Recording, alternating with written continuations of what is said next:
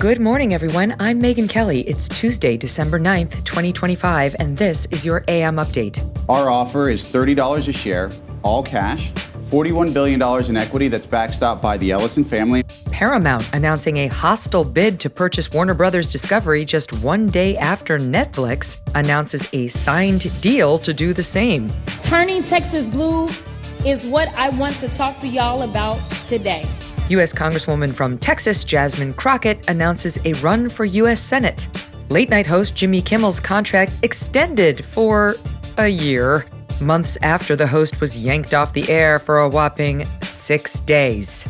And New York City Mayor-elect Zohran Mamdani announces he is prepping for his move to a New York City mansion. All that and more coming up in just a moment on your AM Update. As President Trump is settling into his new administration, one of the top Democrats in Congress aiming to undermine the Trump agenda is Senator Dick Durbin. And according to our sponsor, the Electronic Payments Coalition, Senator Durbin has a new scheme, a government takeover of your credit card. Today, Americans have thousands of choices in credit cards, but they say Senator Durbin's plan will result in less competition and less security. And that means more risk for your credit and identity. Learn more at guardyourcard.com and consider telling your senators to stop Dick Durbin's government takeover of your credit card before it's too late.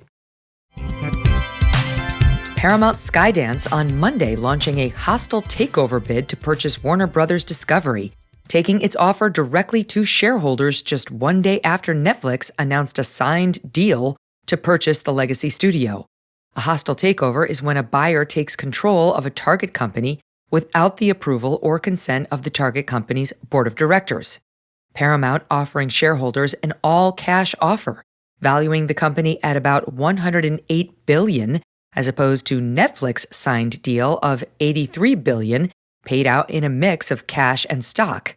CEO of Paramount Skydance, David Ellison, pitching his offer yesterday morning on CNBC.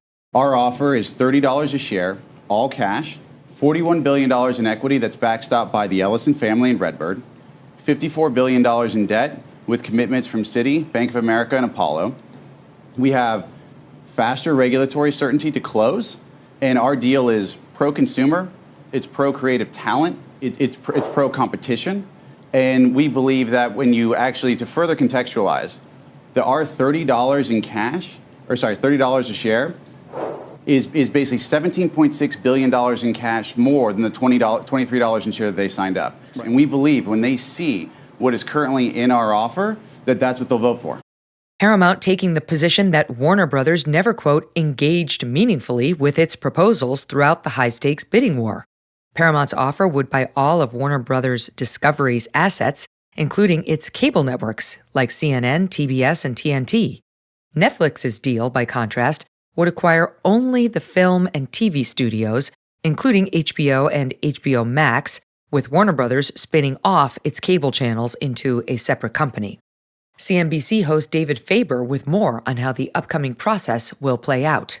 What this will have the effect of doing, essentially, is making the shareholder vote on the Netflix transaction the key, where shareholders will be making their voices heard, conceivably, according to Paramount. And the fact that throughout, in this press release, they feel as though they were not given the attention they deserved and were not treated on equal footing to Netflix. And hence, in bringing a tender offer of this type to shareholders, they are going to share everything with those shareholders of Warner Brothers in the hopes, of course, that they will put pressure on the company in some way and or at least indicate that they're unwilling to vote in favor of the current transaction with Netflix. As these things go, when you file a tender offer, you are then put the company you filed against in the position of having to file a D9, which requires them to come out with all the reasons why they decided what they did. And so we're going to get a lot more explication, let's say, around the process itself.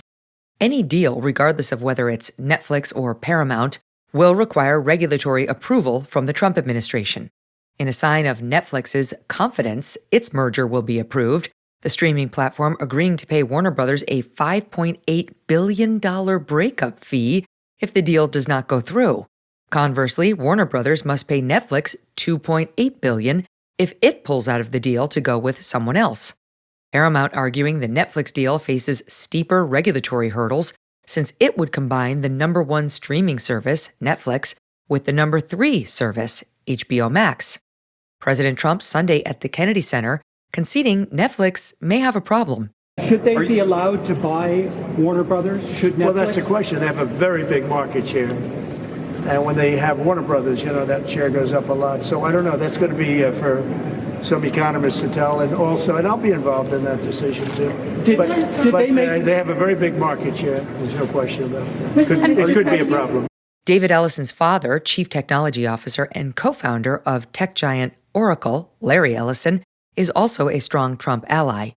Paramount expecting its offer could be approved in 1 year, whereas the Netflix deal is anticipated to take 12 to 18 months. The junior Ellison appealing to movie fans, vowing to put 30 movies per year into theaters. The Netflix deal drawing industry backlash from those worried about what a streaming giant's takeover of a legacy studio could mean for traditional movie theaters. Netflix attempting to calm those fears, though not entirely successfully, saying it, quote, expects to maintain Warner Brothers' current operations and build on its strengths, including theatrical releases for films, but without any guaranteed number. Netflix, with limited exceptions, does not release its movies theatrically. Possibly complicating Paramount's bid to fund the deal, the company is backed by multiple foreign sovereign wealth funds, including Saudi Arabia, Qatar, and Abu Dhabi, as well as President Trump's son-in-law Jared Kushner's fund, Affinity Partners. Wait, so could Jared Kushner soon be running CNN? Can you imagine? Alas, each of those players agreeing that they will not take any governance role in the company should their takeover bid be completed. U.S. Senator from Maryland, Democrat Chris Van Hollen, attacking the deal in an X-post, quote, more grift. The Warner Brothers merger was already suspect, but now Trump's family is getting in on the act. This cannot stand. President Trump asked yesterday at the White House about Paramount's bid. Do you support the Paramount bid for Warner Brothers that came in this morning? I don't know enough about it. You spoke about Netflix last night, saying you have concerns about them. I know the companies very well. I know what they're doing, but I have to see what percentage of market they have. We have to see the Netflix percentage of market, Paramount, the percentage of market. I mean, none of them are particularly great friends of mine. I want to do what's right. So very important to do what's right. Paramount deal is supported by Jared Kushner, Mr. President. Would that impact your decision? If Paramount is, I don't know. I've never spoken to him about it. He's really trying to work on Gaza. I think his primary thing is Gaza. The Warner Brothers Board of Directors responding to Paramount's bid, telling shareholders it will evaluate the offer and release its decision within 10 days. Paramount's offer expires on January 8, 2026. U.S. Congresswoman from Texas, Democrat Jasmine Crockett, officially launching a run for Senate on Monday. Crockett now set to challenge Texas State Representative James Tallarico in the primary. Her announcement coming after weeks of speculation and just hours after former Congressman Colin Allred dropping out of the race. Allred confirming yesterday on CNN his decision to exit the race was due to Crockett's decision to enter. Jasmine Crockett is very openly considering running. Is that part of why you decided to not run anymore? Of course it is. And I think, listen, Jasmine's a friend of mine and we've served together. I've known her since before we were both, in elected office. But it was about the fact that with, 3 strong candidates running, that we would certainly have a runoff. And to me, going through a bruising primary was not in the best interest of the state or the party. Ms. Crockett, the 44-year-old Congresswoman first elected to office in 2022, quickly rising to national prominence thanks to her bombastic style and nonstop social media presence, unloading a steady stream of insults and tirades at Republican foes, from Congresswoman Marjorie Taylor Greene to President Trump to Texas Governor Greg Abbott. Here, a sampling. We are going to be in your face. We are going to be on your asses. We're going to make sure you understand what democracy looks like. This ain't it. Because we in these hot-ass Texas streets, honey. Y'all know we got Governor Hot Wheels down there. Come on now. Donald Trump is a piece of shit. Okay, we know that. He is. If someone on this committee then starts talking about somebody's bleach blonde, bad built butch body, that would not be engaging in personalities, correct? A what now? You not only are we gonna punch back, but we about to beat you down. Crockett, who went to the best private schools to be educated and came on the national scene sounding closer to Eliza Doolittle than Cardi B, now, since becoming a congresswoman, is all about the street. Crockett taking plenty of heat in return from those she's attacked in politics and embracing it in her campaign launch video posted yesterday. And this is not a joke. It actually is her launch ad. In it, the congresswoman stares off into the distance, blinking slowly behind long, curly eyelashes, while the following audio plays. How about this new one they have? Their new star, Crockett. How about her? She's the new star of the Democrat Party, Jasmine Crockett. They're in big trouble. But you have this woman, Crockett. She's a very low IQ person. I watched her speak the other day. She's definitely a low IQ person. Crockett. Oh, man, oh, man. She's a very low IQ person. Somebody said the other day she's one of the leaders of the party. I said, you got to be kidding. Now they're going to rely on Crockett. Crockett's going to bring them back. Toward the end, Crockett turning dramatically to the camera, flashing a smile before the words, Crockett for U.S. Senate, appear on screen. An October poll from the University of Houston showing Crockett leading the pack in a four-way challenge, including Tallarico, former Congressman Beto O'Rourke, and Colin Allred, the latter of whom keep running for office and losing every time there's a race in Texas. Crockett with 31%, Tallarico at 25%, O'Rourke at 25%, and Allred then at 13%. O'Rourke has said he is unlikely to run for office in 2026, or let's face it, ever again, since he cannot win a race. Dems have their eyes on the seat held by Republican Senator John Cornyn, who is running again, but is facing his own set of primary challengers. Democrats have not won a statewide race in Texas for more than 30 years, despite spending millions of outside dollars on challengers. Again, Beto O'Rourke in 2018 and Colin Allred in 2024, each losing their bids by 3 and 8 points respectively to Senator Ted Cruz. Journalist Chris Cillizza says if Crockett is the nominee, she's not likely to draw quite as many outside donors. If Jasmine Crockett winds up as the Democratic nominee, I will tell you that political wisdom would suggest she's not going to win a general election. We may look back at this day and say, this is the day where that opportunity in Texas got a little less appealing. And if Crockett is the nominee, I don't know that National Democrats spend any money in Texas. Whereas I think if Tallarico is a nominee against, say, Paxton, then I think they would spend money. So this could be a tough day for Senate Democrats' chances of retaking that majority. I think she is probably a slightly better than even odds chance at being the Democratic nominee. And I think she has a under 10% chance of winning the general election. The primary is set for March 3rd. Coming up, Jimmy Kimmel's contract getting a 1-year extension, but is anyone watching? And New York City Mayor-elect Zohran Mamdani preparing for a big move.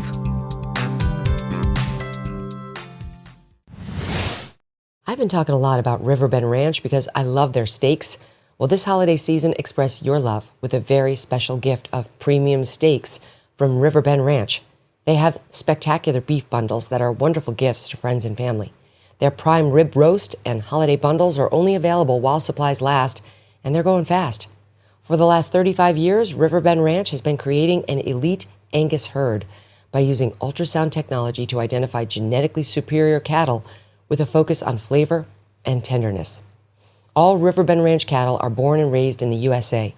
They never use growth hormones or antibiotics, and the beef is processed right at the ranch in their award-winning USDA-inspected processing facility. Avoid the costly middlemen because the beef is sent directly from Riverbend Ranch to your home. This is not your average black Angus beef. Order from riverbendranch.com. Use the promo code Megyn for $20 off your first order, and let me know what you think. riverbendranch.com, promo code Megyn. Jimmy Kimmel renewing his contract with ABC for 1 year, extending his contract through May of 2027, according to Bloomberg News. That is officially what we call in the news business a fig leaf. The news coming just months after Kimmel was briefly yanked off the air following vile remarks he made in the wake of Charlie Kirk's murder, trying to blame the killing on MAGA. FCC Chair Brendan Carr at the time reminding local station groups that they are empowered to preempt programming not considered in the public good. Shortly thereafter, Nexstar, the largest owner of local TV stations in America, with more than 200 stations, reaching 220 million people, announcing it would preempt Kimmel. Sinclair, another large affiliate owner, following suit. ABC then deciding to temporarily pull the show. Kimmel's allies from Hollywood to D.C. then launching a public outcry campaign, calling the suspension an attack on free speech, despite the fact that while the feds were clearly happy to see the preemptions, the decision came from private stakeholders and not the government.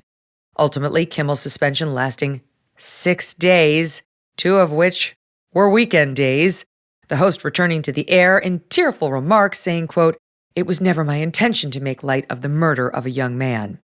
Absent from his comments, which largely focused on himself and blamed Donald Trump and others for taking his words out of context, which they didn't, was any apology whatsoever.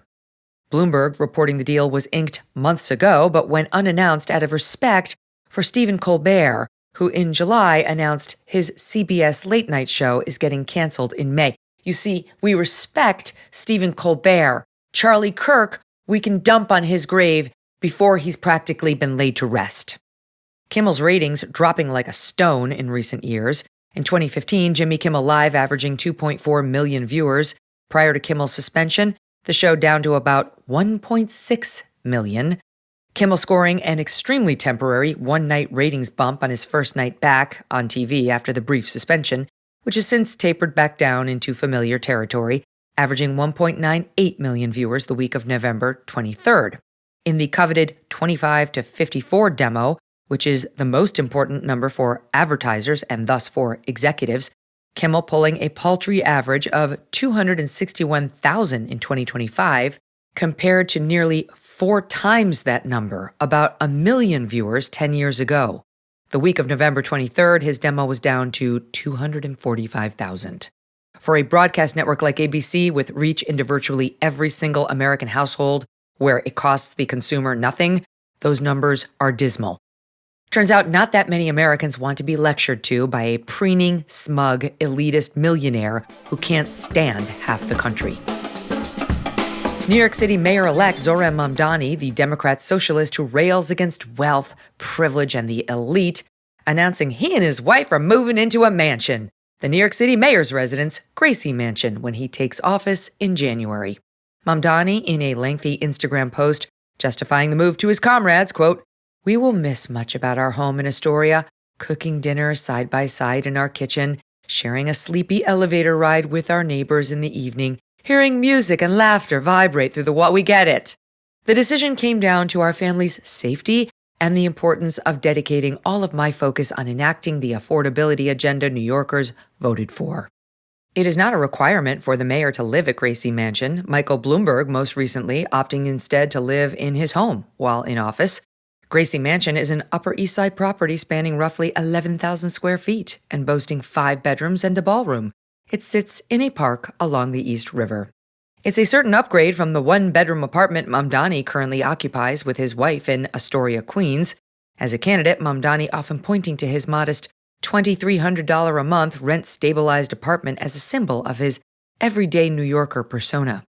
Former governor and mayoral candidate Andrew Cuomo using the apartment as an attack line, referencing Mamdani's privilege as the son of a movie director mother and a Columbia professor father, as well as his $142,000 a year salary as a state assemblyman. One moment from an October debate. Mr. Mamdani, what is your monthly rent or mortgage? $2,300. Mr. Cuomo.